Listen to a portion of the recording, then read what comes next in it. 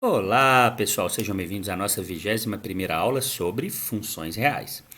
No nosso capítulo de hoje, estamos introduzindo as funções trigonométricas. Mas antes de estudarmos as funções trigonométricas, vamos entender primeiro de que se tratam as razões trigonométricas e como podemos medir razões trigonométricas de ângulos maiores que 90 graus. Vamos lá? Pessoal, para começar, as razões trigonométricas surgem do triângulo retângulo. Trigonometria, três, gonos, lados, metria, medidas. Então, a medida dos lados do triângulo. Então, tomando um triângulo retângulo, nós sabemos que sempre nós temos um ângulo de 90 graus, que está oposto à nossa hipotenusa, e dois ângulos agudos. Aqui, o ângulo do vértice B e o ângulo do vértice C. Como a soma dos ângulos internos de um triângulo é igual a 180, como eu tenho um ângulo de 90 graus, a soma de B e C sempre vai ser 90, e nós podemos dizer que o ângulo B e o ângulo C são ângulos complementares. Pessoal, nós temos 6 possibilidades de razões trigonométricas.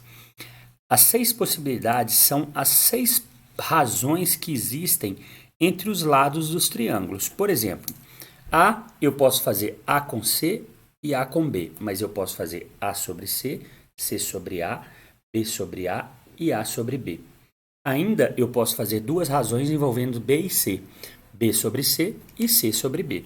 Então, essas são as 6 razões possíveis que nós temos entre dois lados de um triângulo qualquer. E essas 6 razões são as nossas trigonometrias. As mais famosas são o seno e o cosseno. Pessoal, observando aqui, olha, para a gente entender um pouco o que significa o seno, o que significa o cosseno, vamos usar essa figura. O seno do ângulo B, ele é definido como sendo a razão entre o cateto oposto ao ângulo B sobre a hipotenusa do triângulo ABC. Então, o seno de B é o cateto oposto B sobre a hipotenusa A. Já o cosseno de C, o cosseno de um ângulo qualquer, ele é definido como cateto adjacente ao ângulo dividido pela hipotenusa. Vamos entender um pouquinho de que se trata essas duas palavras, né? Oposto, adjacente. Oposto é mais fácil da gente entender.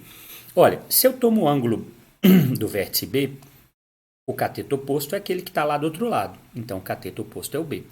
Já o cateto adjacente é aquele que está logo em seguida depois do ângulo. Então, eu tenho o ângulo aqui formado por A e C, pelos segmentos A e C, né? Eu tenho a hipotenusa A junto com o cateto C formando o ângulo com vértice em B. Dessa forma, esse é o nosso cateto adjacente ao ângulo B.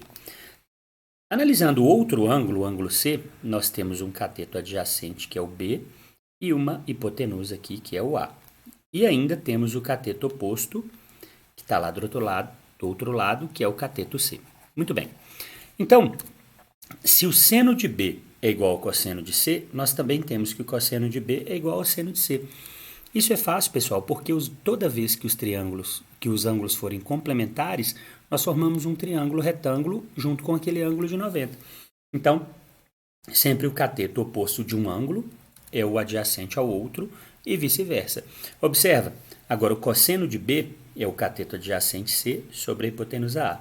E o cateto adjacente C é exatamente o cateto oposto ao ângulo C, definido pelo vértice C ali. Além dessas duas trigonometrias, que talvez sejam as mais importantes, seno e cosseno, nós temos a terceira trigonometria, que é a tangente. A tangente é a razão entre o cateto oposto e o cateto adjacente ao ângulo.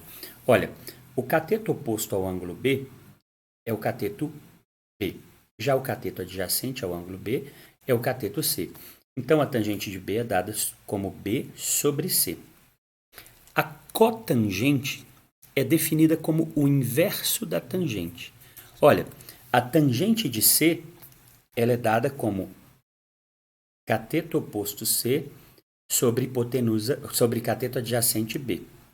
Portanto, seria C sobre B a tangente do ângulo C. Porém, como eu quero o inverso, né, já que eu tenho aqui B sobre C, eu tenho a cotangente do ângulo C.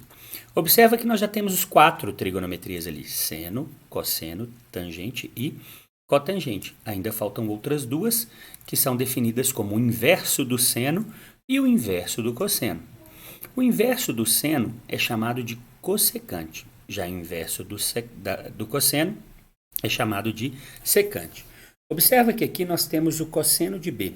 O cosseno de B é definido por C sobre A. Já a secante de B, que é o inverso do cosseno, é definida como A sobre C. Também temos a cossecante de C aqui, olha. A cossecante é o inverso do seno. Como nós temos que o seno de C também é C sobre A, o inverso do seno de C também é A sobre C. Ou seja, a secante do ângulo B é igual a cossecante do ângulo C. E aí, a secante do ângulo C vai ser igual a cossecante do ângulo B. Pessoal, para terminar as razões, nós ainda tínhamos, né? Cotangente de B igual a tangente de C. E aí nós temos todas as 6 razões que apareciam lá no início do nosso problema. B sobre A, C sobre A, B sobre C, A sobre C, A sobre B e C sobre B. Porém, pessoal, no nosso material, na nossa apostila, nós vamos focar os nossos estudos em 3 trigonometrias: seno, cosseno e tangente.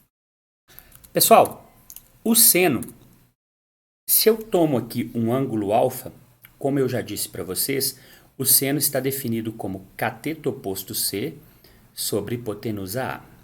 Porém, observa que nós temos uma limitação.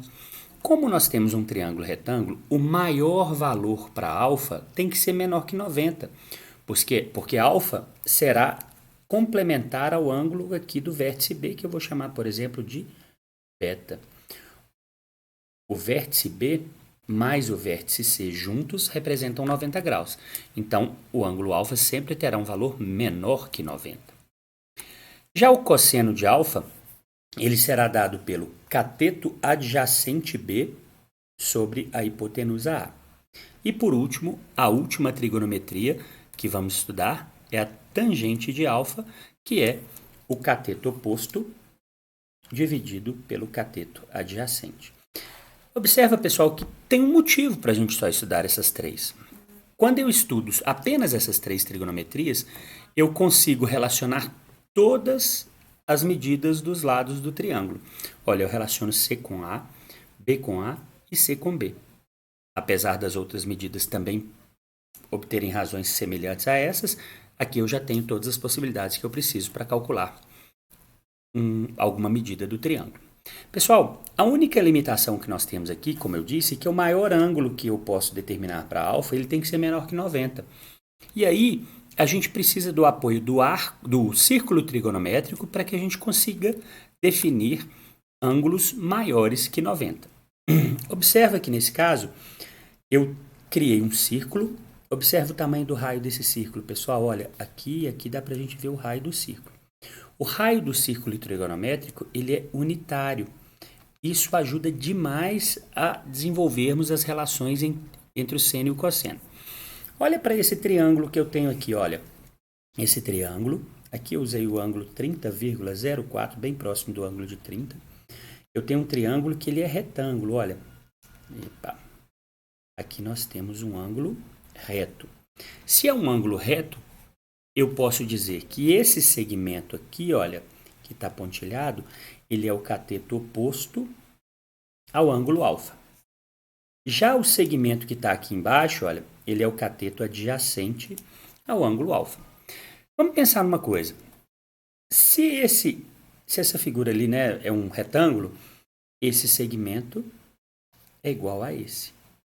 E aí, nós temos que o seno do ângulo alfa será o cateto oposto sobre a hipotenusa. Mas lembra que o raio do círculo é 1? Então, a hipotenusa, que é a distância do centro até qualquer ponto da circunferência, sempre vai ser igual a 1. Então, o valor que aparecer aqui já define para mim o seno do ângulo dado por alfa. Já nesse segmento aqui, olha, eu consigo definir o cosseno do ângulo alfa, certo? Vamos para o GeoGebra para a gente conseguir entender isso um pouco melhor. Olha, aqui agora eu consigo girar o meu círculo trigonométrico, o meu ponto no círculo trigonométrico, mostrando que eu tenho valores de seno e cosseno em outros quadrantes. Observe esse ângulo, agora eu tenho um ângulo maior do que 100. E aí nós temos uma relação bem interessante. Observa que o valor do cosseno aqui é negativo, já o seno é positivo. Por quê? O cosseno está apontando para a esquerda, para valores negativos de x. Já no terceiro quadrante, nós temos valores negativos tanto para x quanto para y. E no último quadrante, que é o quarto quadrante, nós temos valores positivos de x e valores negativos de y. Pessoal, com isso eu consigo determinar o seno e o cosseno de qualquer ângulo dentro do círculo trigonométrico de 0 a 360. Como exemplo, podemos pegar o valor de 90 graus. O ângulo de 90 tem valor de y igual a 0 e valor de x igual a 0 e valor de y igual a 1. Ou seja, o cosseno de 90 é 0, já o seno de 90 é 1. Tomando um ângulo de 180, nós temos o seno de 180, que é 0, e o cosseno de 180, que é menos 1. Pessoal, essa era a nossa aula de hoje. Espero que tenham aprendido bastante e até a nossa próxima aula.